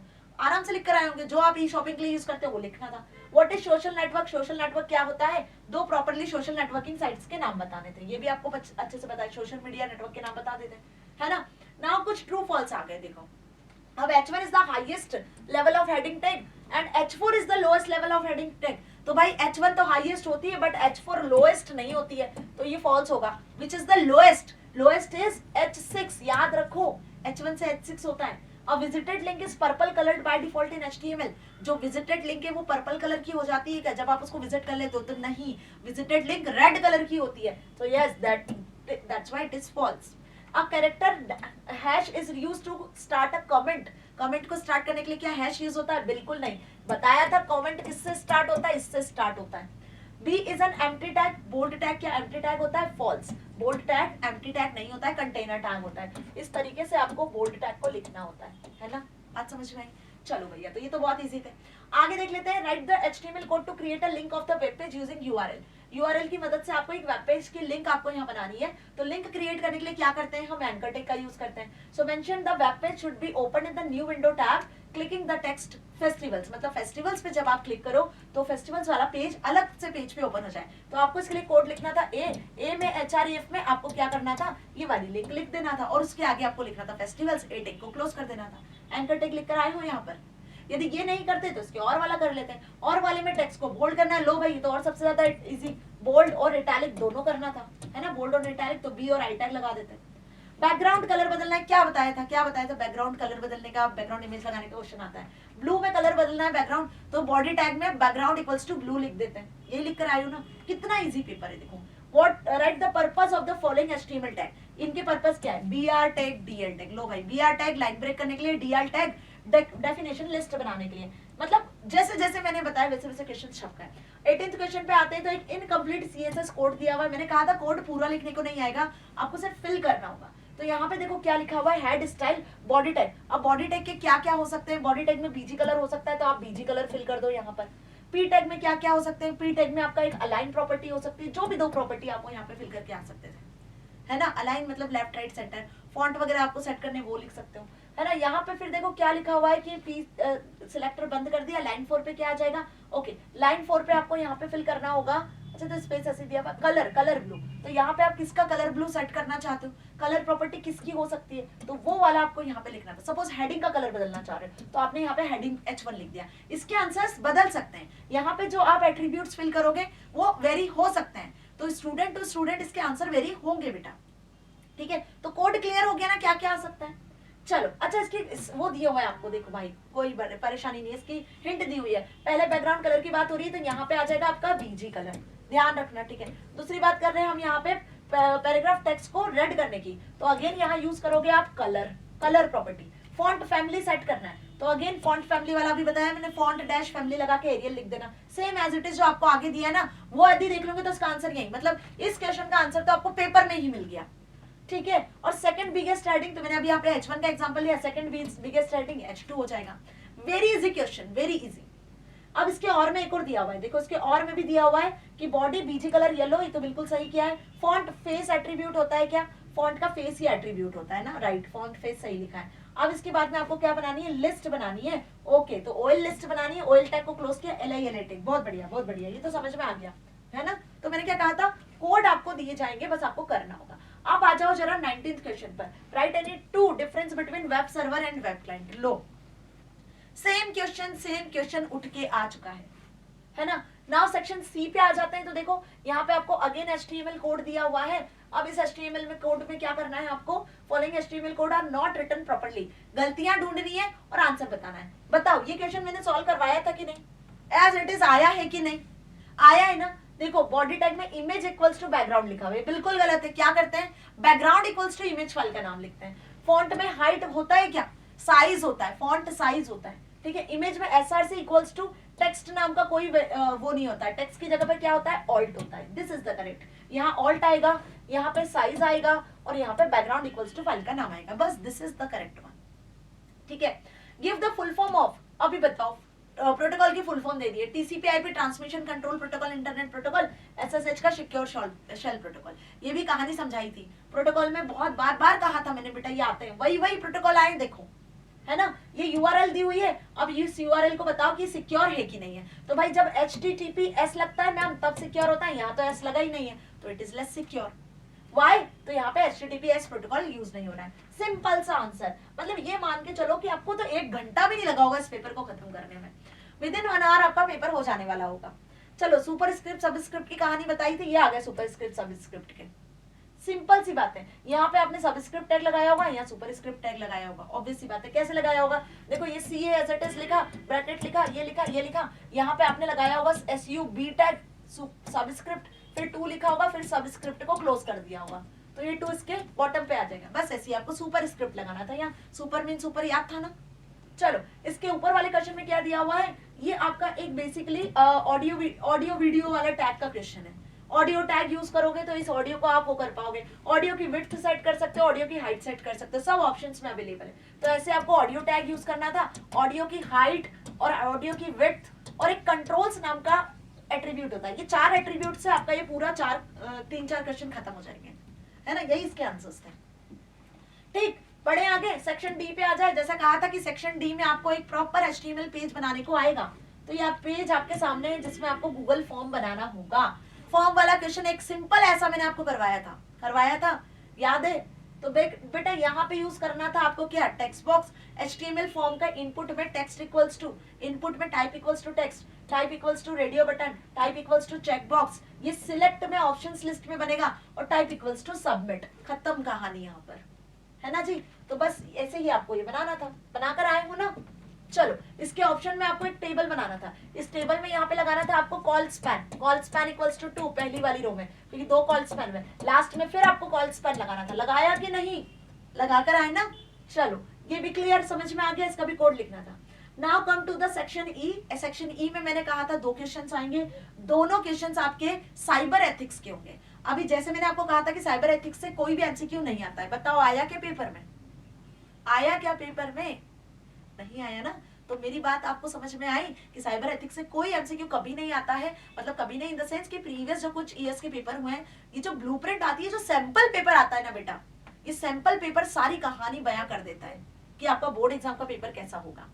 तो मैंने वही सैंपल पेपर देखकर ही सारी चीजें आपको बताई थी। इतने सालों से जो मैं पढ़ाती आ रही हूँ ना, ये वो एक्सपीरियंस ही कहता है।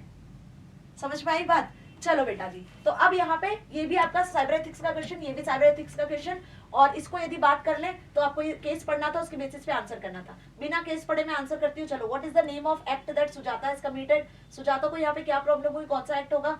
तो आपको बताना है, क्लास 10 की स्टूडेंट है, उसका प्रोजेक्ट वर्क कंप्लीट कर रही थी, ठीक है, उसने इंटरनेट यूज किया प्रोजेक्ट के लिए और वहां से कुछ कंटेंट को कॉपी किया, done. So with respect to given text, अब यहाँ पे उसने किसी और का कंटेंट कॉपी करा बिना उसको बताया, तो प्लेजरिज्म एक्ट होगा। बात समझ में आ गई? Now the content available over the internet which Sujata is कॉपिंग could not be another persons property. तो यहाँ पे डिजिटल या फिजिकल, तो ऑब्वियस सी बात है यहाँ पे क्या आएगा, digital. To copy someone else content from the internet is not considered as good behaviour, obvious. What is the term used behavior should that follow on the internet? तो आपको यहाँ पे उस टर्म का नाम बताना है जो गुड बिहेवियर के लिए यूज की जाती है। हमेशा किसी का भी कंटेंट यूज करते हो तो उसको पैराफ्रेज करो, उसको साइट करो, उसको बता के यूज करो, ठीक है? आई बात समझ में? कुछ नेटिकेट्स होते हैं जो यहाँ पे लिखकर आ सकते हो। Now Sujata is violating IPR, Sujata ने क्या IPR को वायलेट किया है, तो उसके बारे में आपको यहाँ पे बताना है, that is intellectual property right. आ गई बात समझ में? चलो अगला last question. Jessica runs a small graphic design company ABC Vision. To save money, she decided to use a pirated version of popular design software instead of buying a licensed software. मतलब उसको licence software खरीदना नहीं है, उसने कोई pirated software purchase किया। अब यहाँ पे जो उसने पायरेटेड सॉफ्टवेयर लिया, तो उसके बेसिस पर आपको कुछ क्वेश्चंस पूछे हैं। ओपन सोर्स सॉफ्टवेयर क्या होता है? जिसका source code free of cost मिल जाता है मैम, यही इसकी खासियत होती है। Give any 2 examples of open source software, तो लाइनेक्स लिख कर आ सकते हो, MySQL लिख सकते हो, पाइथन लिख सकते हो, मोजिला फायरफॉक्स लिख सकते थे।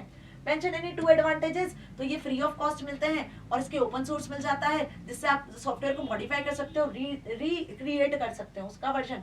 सॉफ्टवेयर लाइसेंसेस एक डॉक्यूमेंट होता है जिसमें टर्म्स एंड कंडीशंस लिखी होती है, बस इसी के साथ में कहानी खत्म होती है। चलो बेटा, तो आपका पेपर ना, मैं क्या बताऊं, यदि if I compare about all 3 papers ना, तो मैं कंपैरिजन ही नहीं कर पा रही हूँ, बट फिर भी तीनों पेपर बहुत बढ़िया, बहुत शानदार तगड़े पेपर्स थे। तीनों में ना कोई परेशानी नहीं थी, मेरी बात समझो आप, तीनों में कोई परेशानी नहीं थी। यदि आपने केयरफुली पेपर अटेम्प्ट किया होगा तो आप पूरे 50 में से 50 नंबर लाओगे। 49 तो आएंगे ही आएंगे बेटा, यदि एक आधे एमसीक्यू गलत भी हो गया तो। और 50 में से 50 नंबर लाना मैं शुरुआत से क्यों बोल रही हूँ, लाते हैं बच्चे। प्रीवियस ईयर जो आपके सीनियर्स हैं उनसे पूछ कर देखना, 50 में से पूरे 50 नंबर बच्चे आराम से लेकर आते हैं, है ना, क्योंकि इस सब्जेक्ट में हमें कुछ ज्यादा मैथमेटिकल कैलकुलेशंस नहीं करनी होती है, यहाँ पे बस अपना दिमाग लगा के आंसर्स करने होते हैं, कुछ कोड होते हैं जो वो याद करने होते हैं, जो समझने होते हैं, बट एक बार चीजें समझ में आ जाती है तो फिर हम वो नहीं भूलते हैं, है ना। तो बात समझ में आ गई। तो बेटा जी यहाँ पे ये आंसर शीट को खत्म करती हूँ, तीनों सब्जेक्ट के क्वेश्चन पेपर्स आपको अच्छे से समझ में आ गए हैं। पैनिक मत होना, एक दो आंसर्स ऊपर नीचे हो जाते हैं तो हो जाते हैं, कोई बात नहीं है। पूरा पेपर तो आप अटेम्प्ट करके आए हो, बस इसकी खुशी मनाना, टाइम पर खत्म किया इसकी खुशी मनाना, और खुश हो जाओ कि last exam is over. Finally आपके 10th क्लास के बोर्ड एग्जाम्स खत्म हो चुके हैं, है ना। अब हमें करनी है तैयारी क्लास 11th की। तो 11th क्लास में क्या पढ़ना है, कैसे पढ़ना है, कौन सा स्ट्रीम लेना है, कौन सा नहीं लेना है, बहुत सारे डाउट है मैम, पता नहीं चल रहा है कि कौन सा स्ट्रीम लें, आगे किसमें करियर बिल्ड करना है, आपका इंटरेस्ट किसमें, जिसकी मदद से आप अपना आगे करियर बिल्ड कर सकते हो। सीएस लेना चाहिए नहीं लेना चाहिए, आईपी लेना चाहिए नहीं लेना चाहिए, साइंस लेना चाहिए नहीं लेना चाहिए, आईआईटी क्रैक करें, जेईई क्रैक करें, कुछ समझ नहीं आ रहा है। तो अगला सेशन मिलूंगी मैं इसी इंपॉर्टेंट टॉपिक के साथ, बहुत जल्दी आपको इसका एक वीडियो मिलेगा, जिसके बेसिस पर बिलीव मी आप ये डिसाइड कर पाओगे कि अब आपको किस फील्ड में आगे जाना चाहिए। और 10th का रिजल्ट कब आएगा, क्योंकि अब आपके दिमाग में सिर्फ एक चीज घूम रही होगी कि अब कब 10th का रिजल्ट आएगा। एग्जाम देकर आए होंगे तभी ये सोचने लग गए होंगे कि यार अब रिजल्ट का इंतजार है बस, है ना। तो मैं आपको टाइम टू टाइम अपडेट देती रहूंगी कि रिजल्ट की क्या कहानी चल रही है, क्या हालचाल चल रहा है, कब प्रिपेयर होने वाला है, कब कॉपीज चेक हो चुकी हैं, कब आपका रिजल्ट आने वाला है। सारी अपडेट आपको बरखा मैम के चैनल पर मिलेगी, तो आपको कहीं किसी और प्लेटफॉर्म पे जाने की जरूरत नहीं है। और बढ़िया पेपर करके आए हो, एंजॉय दिस सेशन। और सबसे इंपॉर्टेंट बात वो ये कि ये जो क्लास 10th का बैच था AIITCA का ईयर 24-25 का, मेरे लिए बहुत प्रीशियस बैच था, क्योंकि हमने साथ मिलकर इन 8 दिनों में जो पढ़ाई की है वो मैं कभी नहीं भूल सकती हूँ। ठीक है, चलो तो मिलेंगे अगले सेशन में। काम बस एक करना कि अपने जूनियर्स को बताते जाना कि भाई पेपर ऐसा आया था जैसा बरखा मैम ने पढ़ाया था। ठीक है, मिलेंगे अगले सेशन में। Till then stay happy, thank you so much and all the very best for your coming exams और कमिंग सेशंस।